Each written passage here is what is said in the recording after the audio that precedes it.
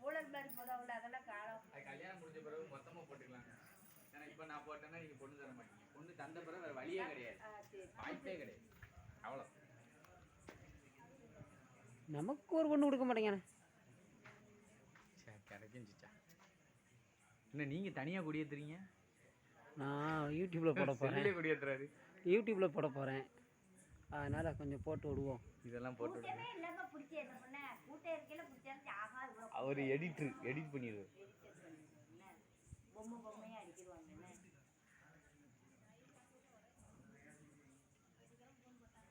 இப்போ மறுபடியும் கத்துனா மறுபடியும் போயிட்டு வருவீங்கல்ல. ஏன் உனக்கு இந்த கொலவெறி? இல்லை கேட்டா நீங்கள்